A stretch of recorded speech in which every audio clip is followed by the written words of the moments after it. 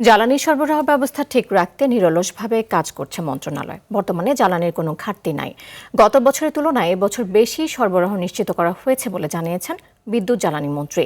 ত্রয়োদশ জাতীয় সংসদে প্রথম অধিবেশনের চতুর্থ কার্য দিবসে তিনি এসব কথা বলেন। মন্ত্রী আরও বলেন, ডিজেল অকটেন মজুদের অগ্রিম ব্যবস্থা নেওয়া হয়েছে। কৃত্রিম সংকট তৈরি করা হয়েছে। সংকট মোকাবেলায় প্রস্তুত আছে সরকার।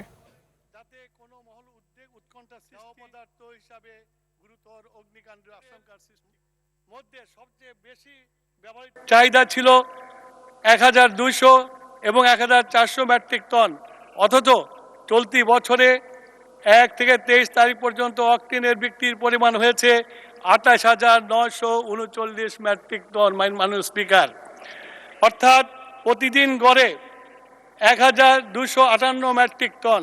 এই ক্ষেত্রে স্পষ্ট হয় যে বাজারে জ্বালানি প্রবাহ অব্যাহত রয়েছে। প্রয়োজনীয়তে জ্বালানি সংগ্রহের মাধ্যমে মজুদ প্রবণতা থাকায় সংকট কৃত্রিমভাবে তৈরি হয়েছে।